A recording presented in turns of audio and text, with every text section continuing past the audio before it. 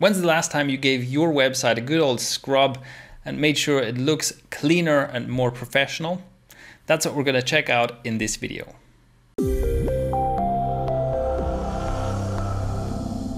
Hello, I'm Shane Malach from Thrive Themes, and today we're looking at a website that was sent in by one of our users for review. The website is bodysensingmethod.com.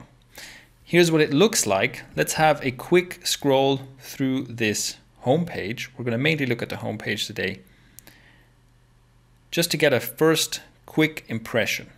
All right.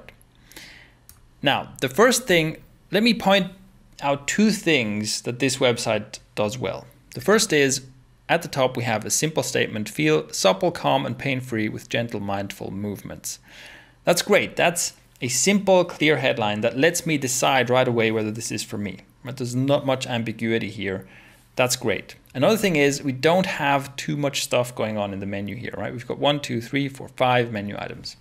Great. That's not overwhelming. So right there, this website avoids two problems that we very commonly have in these reviews, right? There's just basically too much going on, too much text instead of a clear headline, too many menu items, and so on. So that's great. Next, let's look at what we can improve. Let's look at what we could do better.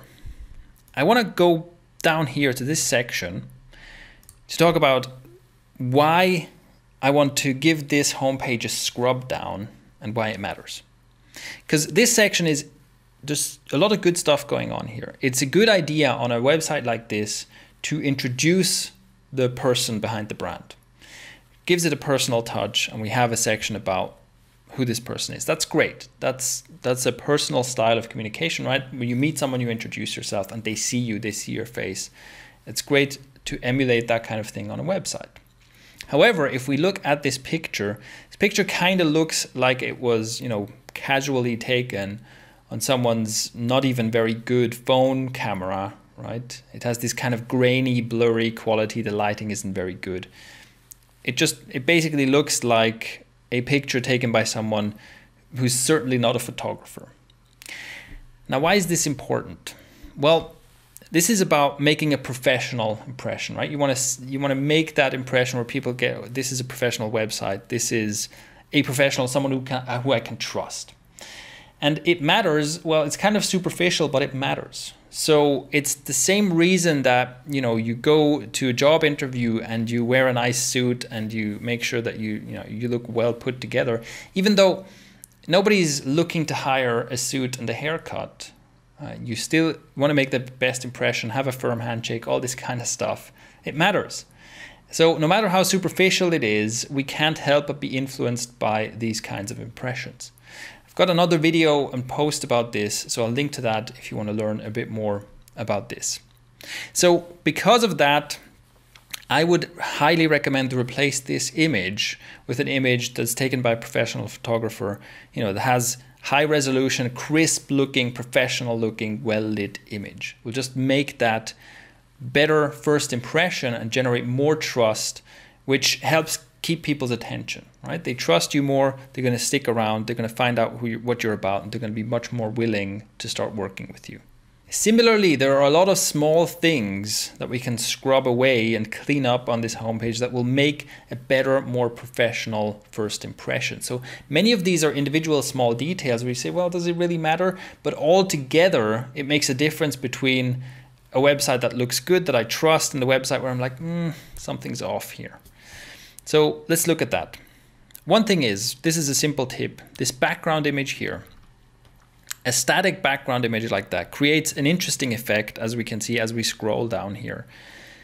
But here's a simple tip. If you do this, if you have a static background image like this, don't have it overlapping with foreground images, okay? Because as long as if the background image is overlapping with a colored background like here, it looks fine. But if it's overlapping with another image and they're scrolling past each other like this, especially if the images are so similar, but in general, it looks a bit weird, and it looks almost like it's a mistake, like it's not supposed to be like that. It looks slightly broken when you have one photograph overlapping another photograph like that. So that's a general tip. If you have a static background image like that, at the top and bottom of that section, you shouldn't have another photograph, right? Otherwise it looks weird. So that's one thing we can do to make this look a bit better. Another thing is, look at these buttons here. That's a small detail, but it's weird when the text inside the button goes all the way to the edges. Right? The button is a bit small as well. It looks a bit cramped, and that's an easy fix, right? Just adding a little more space around the text. That's one of those small things that ends up making a big difference. Moving on, a very strange thing here is that we have a to top button, right? When you click it, it scrolls up to the top. And we have that one here. We've got 2 buttons here, another 2 here, right next to this, another one here, and then another one right at the bottom. And that's quite strange. Now, here's something you can do for things like that, is you can ask yourself 2 questions. The first is, why is this here? As in, why is this button on the page? And you have to have a good reason for that. If you don't, get rid of it. Here I would say that, well, what's the benefit of going to the top? Because the top menu here is fixed anyway. So what's the benefit of going back to the top of the page? So right away I'd eliminate that. Now, if you have a good reason for having a to top button on the page, then the next question is, why is it here? Now you're wondering, well, isn't that the same question? Well, the first question is, why is it here on this page? And the second question is, why is it here specifically in this location on the page? And again, you should have a good reason for that. And if you don't, you should get rid of it or move it. So, okay, if you want to have a back to top button, then the place to put it is here at the bottom, right? That makes sense. So if anywhere, it should be here, and all the others you can get rid of.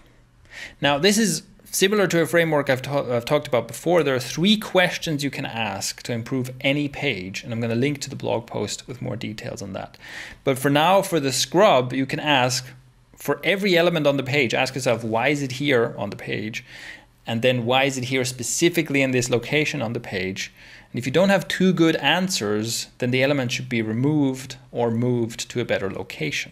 I'm sure you can see that you could go through this whole page and you could scrub away certain things like this share button. Why is it here?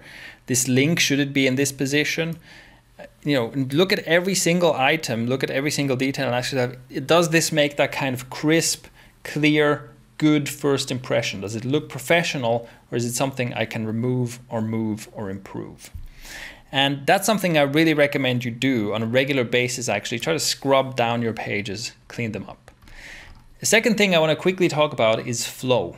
So you want to make sure that when someone goes through the page, that the flow, the order in which they see stuff makes sense. There's 2 examples here that I think are very fixable. The first is right here, it says, do you share? Because we read from left to right, these are almost in line with each other. So it's like, do you share? Well, no. And also this button, like at this point on the page, you haven't really given me anything to share. Like, why would I share this with someone? So this just doesn't make any sense, and it doesn't flow well. Another strange example is here. We have an introduction about who this person is, and then we have start today and get certified right one after the other. And like, how at this point, how am I supposed to make this decision? You should introduce yourself and give me one choice to make instead of this where it's get certified. Is this for me? Why is this here? It doesn't really flow very well. And then the final example is, it goes, are you ready to take your healing into your own hands, explore and listen to the wisdom of your body, sense, shift, move, feel good? Now, what if my answer is yes, right? Yes, what next? Well, then there's a blog post. You should give me something to go to here, because my answer is yes, but it's probably not yes enough to give you $1,200 for these 2 courses here. So you should give me something else to go. The only thing that kind of flows from here is to top, which then isn't very useful. So that's an example of where you want to look at, you know, if someone goes along with this, there should be an action that follows that makes sense in the way I flow through this page. So those are 2 criteria, or 2 things that I would do here is, first of all, give it a good scrub, clean up anything that isn't in the right place or looks unprofessional. And secondly, make sure that the flow makes sense. So that's a look at the body sensing homepage. I hope you've enjoyed this website review, and I hope you find some things that you can scrub and clean up on your own homepage as well.